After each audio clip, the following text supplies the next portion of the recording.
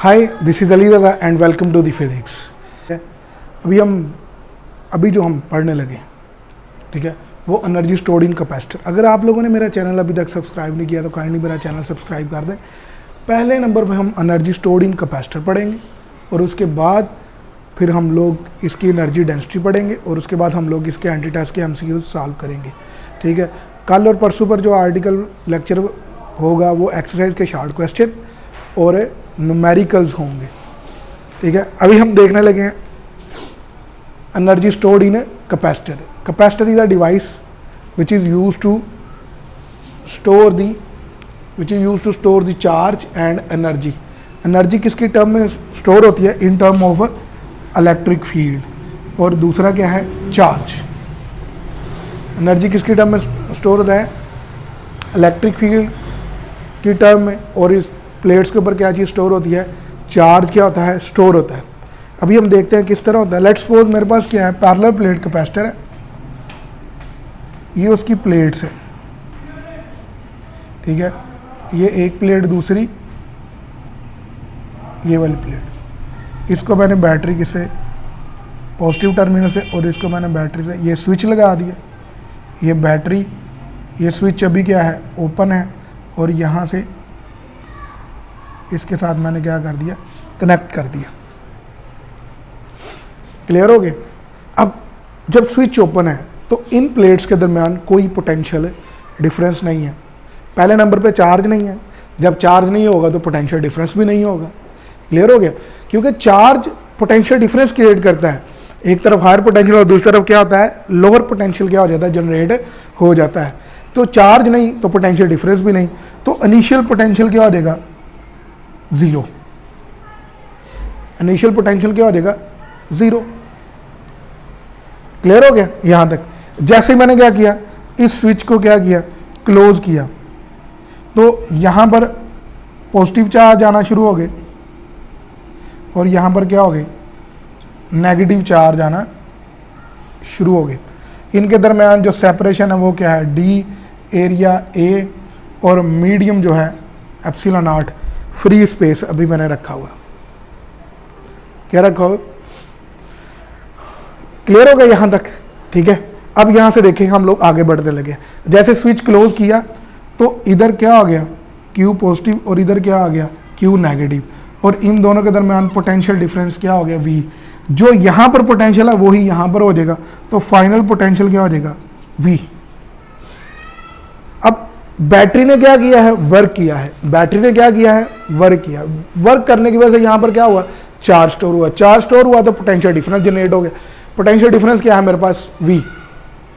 अब मेरे पास average potential difference क्या होगा? ठीक है, वो है average final plus initial over 2। अच्छा, फाइनल क्या है? फाइनल क्या है? V। इनिशियल क्या है? 0 ओवर 2, और ये मेरे पास क्या आ जाएगा? 1 ओवर 2 इंटू V आ जाएगा। This is called average potential difference. अब बैटरी ने जो वर्क किया है उसका फार्मूला क्या होता है? Potential energy into charge. Average potential difference into charge. अब एवरेज पोटेंशियल डिफरेंस क्या आ गया? 1/2 V इंटू चार्ज क्या आ जाएगा? Q। इंटू चार्ज क्या आ जाएगा?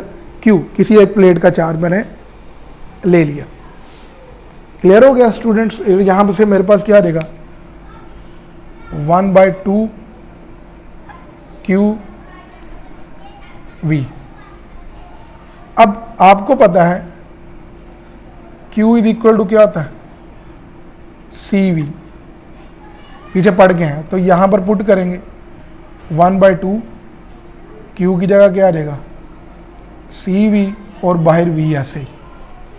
अब जो वर्क होगा according to work energy principle वो किसके इक्वल आ जाएगा? पोटेंशियल एनर्जी के। और पोटेंशियल एनर्जी क्या आ जाएगा? 1/2 CV स्क्वायर। और पोटेंशियल एनर्जी किसके इक्वल हो जाएगी मेरे पास? हम लोग इसको एनर्जी के इक्वल लिख लें, तो एनर्जी इज इक्वल टू क्या आ जाएगा? Half CV square. क्या आ जाएगा? Half CV square. यहाँ तक अगर किसी बच्चे को नहीं समझ लगी तो ये मैंने क्या कर लिया, एनर्जी स्टोर्ड इन कैपेसिटर क्या कर लिया, फाइंड आउट कर लिया। या इसको मैं ऐसे ही कह लेता हूँ, पोटेंशियल एनर्जी किसकी जगह आ जाएगा, एनर्जी की जगह रिप्लेस हो जाएगा, और एनर्जी मेरे पास क्या आ जाएगा, हाफ सी वी स्क्वेयर। तो बच्चों आप लोगों को समझ लगी यहाँ तक। ये मैंने क्या कर दी, एनर्जी स्टोर्ड इन कैपेसिटर निकालना है, ठीक है, कैपेसिटर।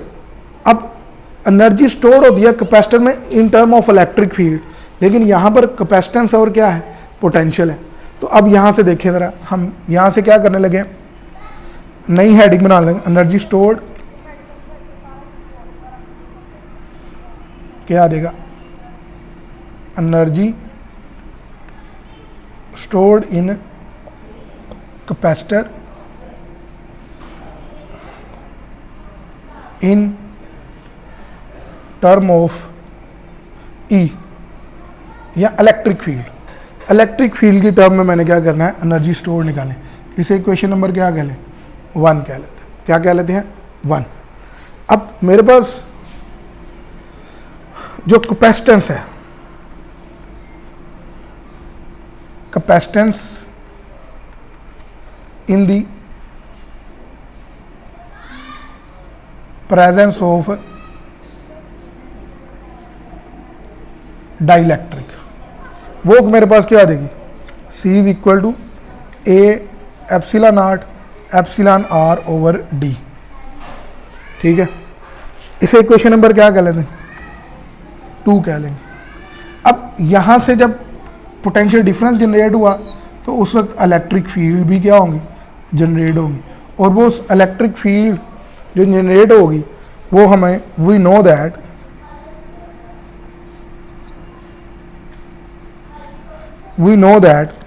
मेरे पास क्या आ जाएगा, E इज इक्वल टू क्या होता है, V ओवर D, और V इज इक्वल टू क्या आ जाएगा, ई डी। डी सेपरेशन है, ई इलेक्ट्रिक फील्ड। इसे इक्वेशन नंबर क्या कह लें, 3 कह लेते हैं। अब मैं इसको और इसको इस इक्वेशन में पुट करूंगा, पुट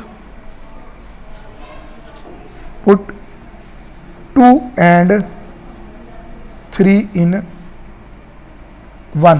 तो 1 कैसे बन जाएगी, ये एनर्जी इज इक्वल टू क्या आ जाएगा, 1/2। अब C की वैल्यू क्या आ जाएगी, C है ना, C ये वाली, ठीक है। तो C की वैल्यू क्या निकली हुई है, A epsilon naught epsilon R over D, ठीक है। और V, ये V की वैल्यू क्या निकली हुई है, E D, और ऊपर क्या आ जाएगा, स्क्वायर। क्लियर। अब यहाँ से मैं इसको सॉल्व करने लगा हूँ, तो मेरे पास ये चीज़ कैसे सॉल्व होगी, 1/2 A epsilon naught epsilon R E square D square over क्या आ जाएगा, D। ये इससे कट गया, तो एनर्जी का फार्मूला क्या आ जाएगा, energy is equal to 1/2 E square epsilon naught epsilon R into D and A। Clear हो गया। अब बच्चे ये देखें, एनर्जी का वैल्यू किसकी टर्म में आई है, इलेक्ट्रिक फील्ड। अगर इलेक्ट्रिक फील्ड 2 गुना बढ़ जाए तो एनर्जी कितने गुना बढ़ जाएगी, 4 गुना बढ़ जाएगी। यहाँ तक लेक्चर। अब मैं बात करने लगा हूँ एनर्जी डेंसिटी की, और उसके बाद हम इसके क्या करेंगे, MCQs क्या करेंगे, सॉल्व करेंगे। अच्छा स्टूडेंट्स, अब हम बात करने लगे एनर्जी डेंसिटी की। एनर्जी डेंसिटी किसे कहते हैं, इसका डेफिनेशन है energy stored per unit volume is called energy density. यानी कि जो वॉल्यूम है, एक वॉल्यूम के अंदर पर यूनिट वॉल्यूम के अंदर जितनी एनर्जी स्टोर होगी हम उसे कह के उसकी उतनी एनर्जी डेंसिटी क्या है, ज़्यादा है। तो अब यहाँ से मेरे पास क्या आ जाएगा, एनर्जी डेंसिटी का formula, energy density is equal to क्या है, energy per unit volume per unit. अभी हम एनर्जी पढ़ के आए हैं, energy is equal to 1/2 AD epsilon naught epsilon R और ई स्क्वायर। ये एनर्जी डेंसिटी की क्या है, एनर्जी की वैल्यू है। और वॉल्यूम आपको पता है क्या होता है, वॉल्यूम ये कैपिटल वी वॉल्यूम। जब हम दोनों को पुट करेंगे उधर तो मेरे पास क्या आ जाएगा, energy density is equal to क्या आ जाएगा, एनर्जी की वैल्यू क्या है 1/2 AD epsilon naught epsilon R E over ये वॉल्यूम। आपको पता है ये AD क्या चीज़ है, या वॉल्यूम, वॉल्यूम किसके इक्वल होता है, वॉल्यूम एरिया इनटू लेंथ। ये एरिया A और सेपरेशन क्या होगा, लेंथ D। ठीक है, तो मैं इस वॉल्यूम की जगह क्या पुट कर सकता हूँ, तो मेरे पास क्या आ जाएगा,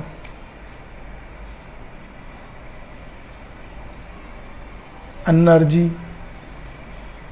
डेंसिटी इज इक्वल टू क्या रहेगा 1/2 AD epsilon naught epsilon R और ई स्क्वायर। तो बच्चों आप लोगों को समझ लगी ना ये क्या हुआ, और नीचे वॉल्यूम की जगह क्या आ जाएगा A और D। अब यहाँ से क्या आ जाएगा, एरिया एरिया से कट जाएगा, D से कट जाएगा, और एनर्जी डेंसिटी किसके इक्वल हो जाएगी,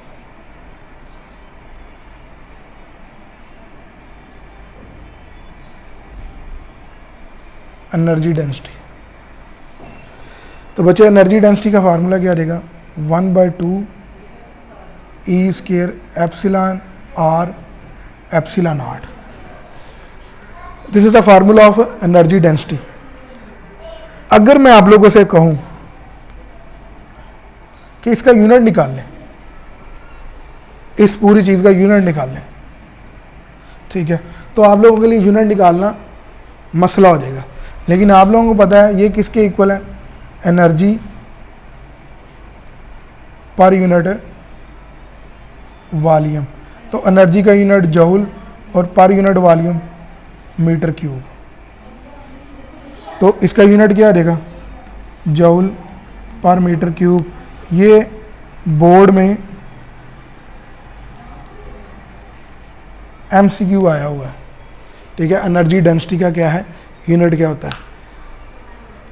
आई होप सो दैट आप लोगों को मेरा लेक्चर पसंद है। अभी हम इसके एंटी टेस्ट के MCQ सॉल्व करने लगे हैं, ठीक है। काइंडली पूरी वीडियो देखिएगा।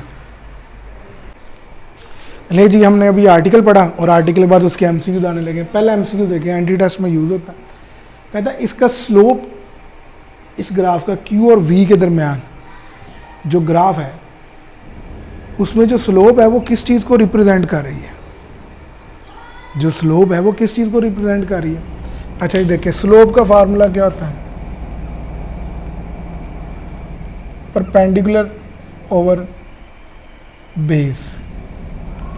अब परपेंडिकुलर क्या है, यहाँ पर Q ओवर V, तो ये किसके इक्वल आ गया। तो इसका मतलब क्या हुआ, स्लोप किस चीज़ को शो कर रही है, कैपेसिटेंस को। एनर्जी स्टोर्ड को भी नहीं, एनर्जी डेंसिटी को भी नहीं, ओनली किस चीज़ को, कैपेसिटेंस को। शेडिड एरिया ऑफ ग्राफ, ये वाला जो शेडिड एरिया,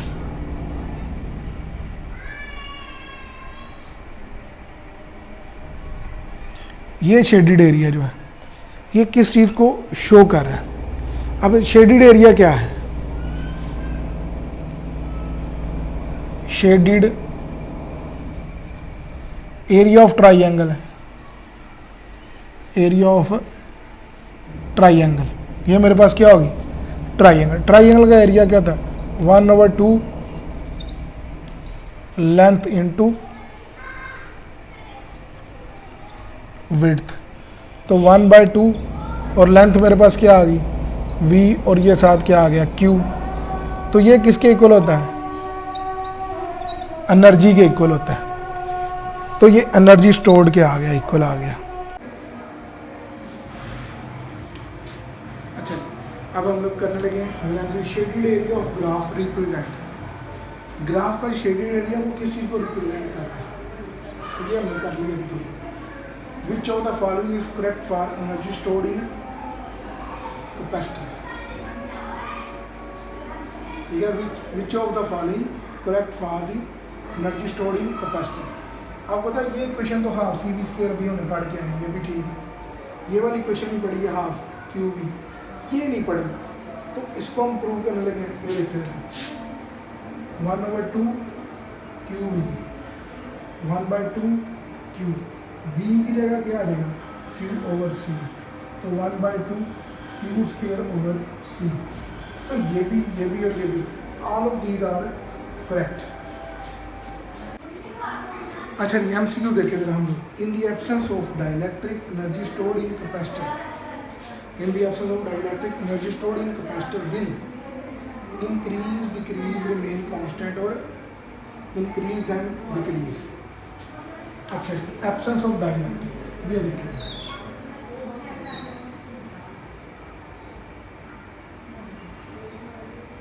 ये पॉजिटिव, ये क्या है नेगेटिव। ये अंदर मैंने क्या रख दिया, अंदर मैंने डाइलेक्ट्रिक इंसर्ट किया। जैसे डाइलेक्ट्रिक इंसर्ट किया अंदर क्या बन पोल्स, ये नेगेटिव ये पॉजिटिव, ये नेगेटिव ये पॉजिटिव। बाहर इलेक्ट्रिक फील्ड इस तरफ, इससे इलेक्ट्रिक फील्ड इस तरफ। अब एनर्जी का फार्मूला क्या है 1/2 AD epsilon naught epsilon R और ई स्क्वायर। इससे जैसे डाइलेक्ट्रिक रखा नेट अमाउंट ऑफ क्या हो जाएगी, ई की वैल्यू डिक्रीज, इसकी वजह से एनर्जी क्या हो जाएगी डिक्रीज। ये तो था in the presence of dielectric. जैसे डाइलेक्ट्रिक को क्या करेंगे रिमूव करेंगे, ठीक है, तो उसी वक्त ये एनर्जी की वैल्यू क्या हो जाएगी, ये इलेक्ट्रिक फील्ड इंक्रीज, जिसकी वजह से एनर्जी की वैल्यू ऑटोमेटिकली क्या हो जाएगी इंक्रीज। तो हमारा ये वाला ऑप्शन क्या होगा करेक्ट होगा। Two capacitor of equal capacitance are connected in parallel, पहले वो क्या है पैरेलल है, तो इसकी कैपेसिटेंस सी पैरेलल क्या आ जाएगी 2C, यानी कि C+C, दो कैपेसिटर्स और उनकी कैपेसिटेंस क्या सी, तो ये क्या आ जाएगा 2C। फिर सीरीज में क्या आ जाएगा